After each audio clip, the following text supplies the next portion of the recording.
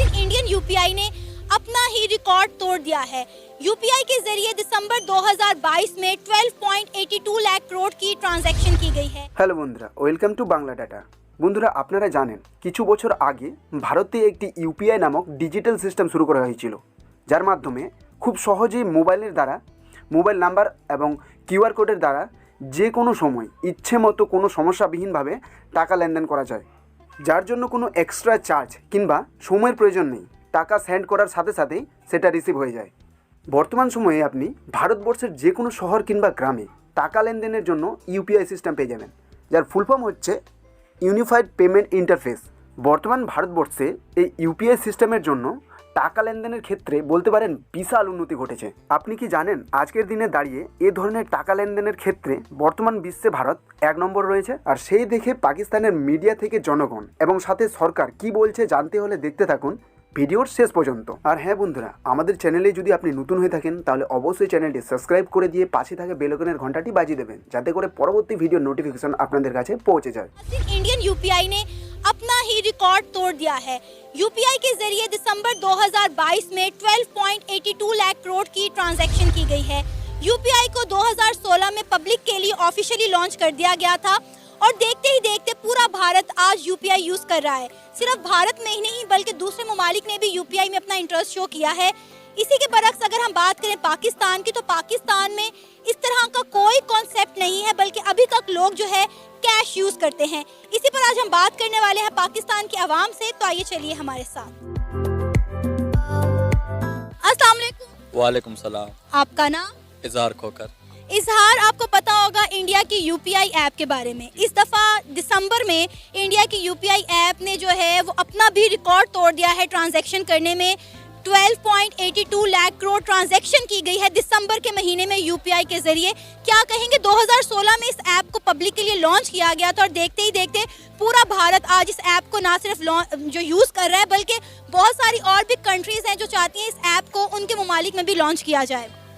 जी, India तो पहली बात टेक्नोलॉजी में काफ़ी आगे, और आपका जो सवाल है वो मेरी फील्ड से रिलेटेड है, क्योंकि मैं सॉफ्टवेयर इंजीनियर भी हूँ।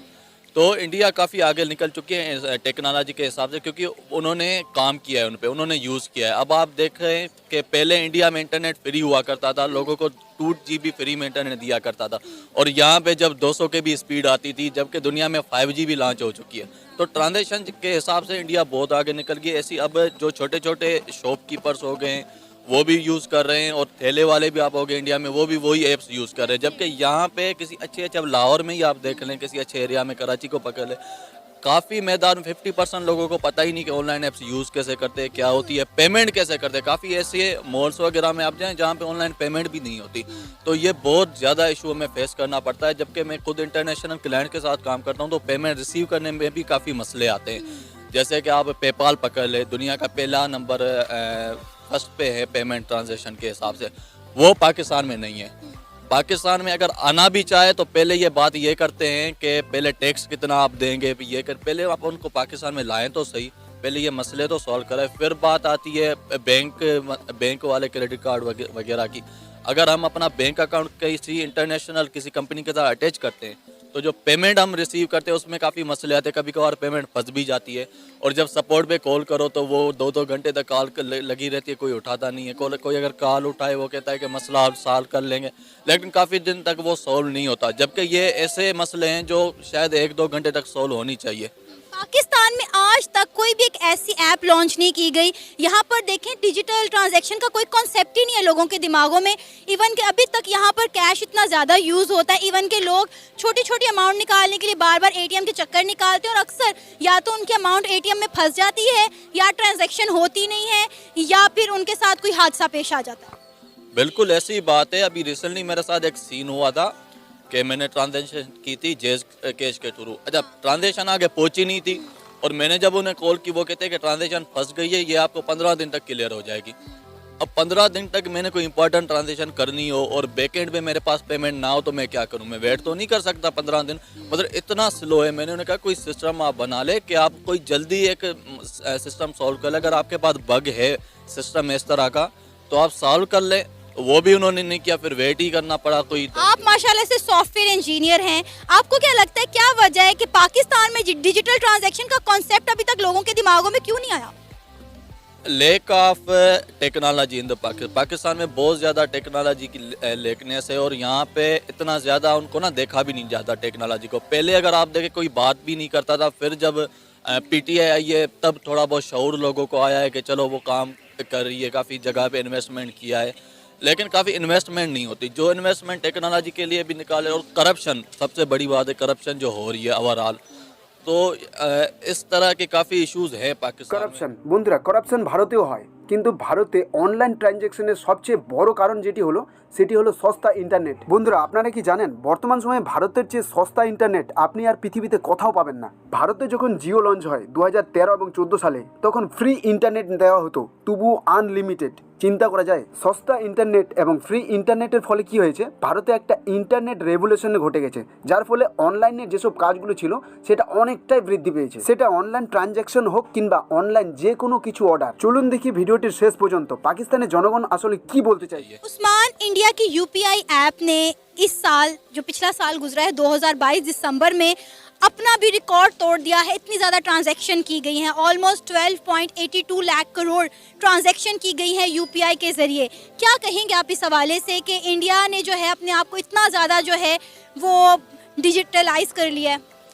ये वाकई में अगर देखा जाए तो बहुत ही अच्छा ना, किसी भी कंट्री के लिए अगर वो खुद ही डेवलप करते हैं कोई भी एप्लीकेशन, कोई भी प्लेटफॉर्म, वो अपनी आवाम के लिए लेके आते हैं और आवाम भी अच्छा रिएक्शन देती है, तो ये बहुत ही अच्छा होता है, सही है। और आगे अगर देखा जाए तो पूरे यूरोप में देखा जाए, ये तो एशिया में चले एशियन लोग कर रहे हैं, लेकिन यूरोप में देखा जाए वो खुद को टोटली तौर पे डिजिटल हो गए हैं, और डिजिटल का बहुत ज़्यादा फ़ायदा अगर वो ये इंडियन कर रहे हैं, एशियन कर रहे हैं, तो इसका अभी हमें बहुत कम इसके मतलब नॉलेज है, लेकिन जिन लोगों को नॉलेज है वो बहुत ज़्यादा तेज़ी से ग्रूम करेंगे, जिस तरह वो कर चुके हैं यूरोपियन कंट्री।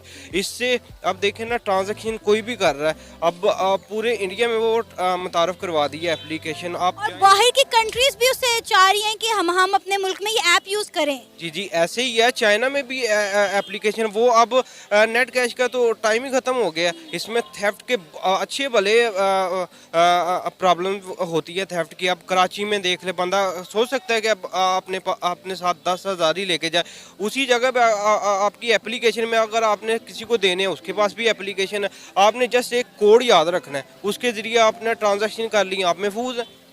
ये बहुत ही अच्छी उनकी बात है कि अगर उन्होंने ये किया और अगर उन्हें बहुत अच्छा रिस्पांस मिला। अब हमारी तरफ देख लीजिए, जैज़ कैश, इजी पैसा, ऐसी वैसी एप्लीकेशन किया और ये भी काफ़ी ज़्यादा अच्छा रिस्पांस मिल रहा है पाकिस्तान। आपको पता है कि इंडिया में कोई भी जो है वो कैश यूज़ ही नहीं करता। वहाँ पे छोटे से छोटा वेंडर, सब्जी वाला, छाबड़ी वाला, जनरल स्टोर, हर जगह यूपीआई ऐप का इस्तेमाल होता है।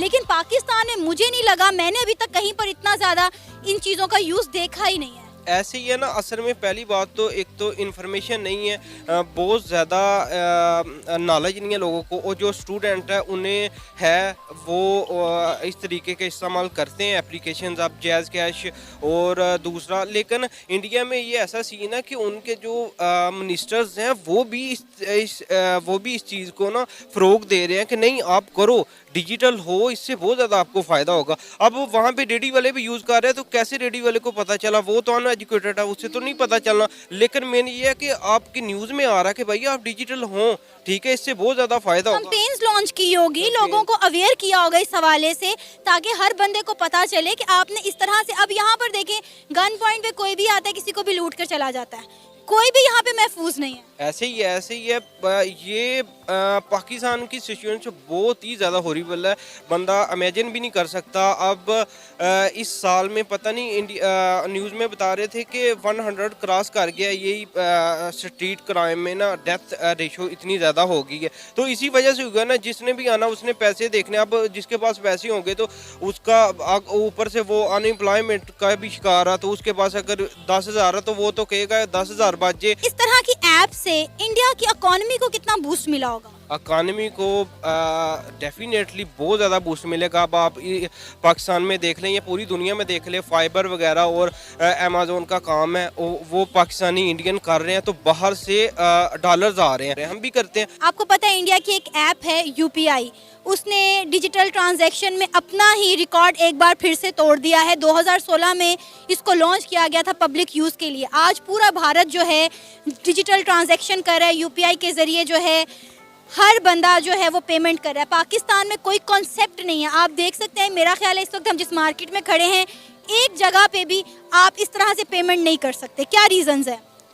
बेसिकली हमारे अंदर रुझानात पैदा नहीं किए गए।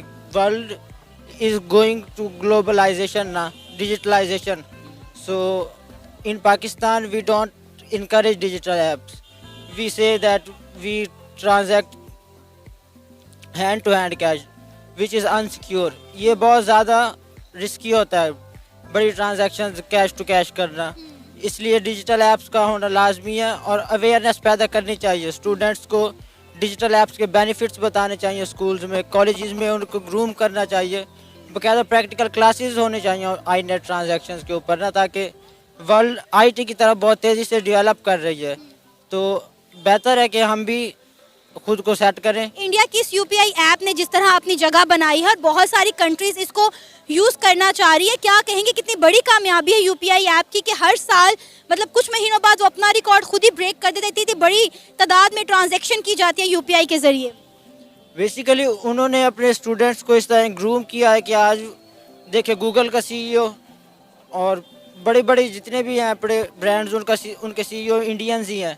अभी यूके का प्राइम मिनिस्टर इंडियन है, तो वो बेसिकली उन्होंने अपने ग्रूम किया है स्टूडेंट्स को, उन्होंने डेवलप किया ये चीज़ ना कि क्रिएटिविटी उन्होंने लाए हैं, वो अपने स्टूडेंट्स में क्रिएटिविटी लाए हैं, तो जिसकी वजह से आज इंडिया अचीव कर रहा है। इंडिया आईटी की फील्ड में आ गया है, उन्होंने बच्चों की स्किल डेवलप किए हैं, बच्चों को ग्रूम किया है, फिर बच्चे जाहिर बात है फिर कारनामे सर अंजाम देंगे।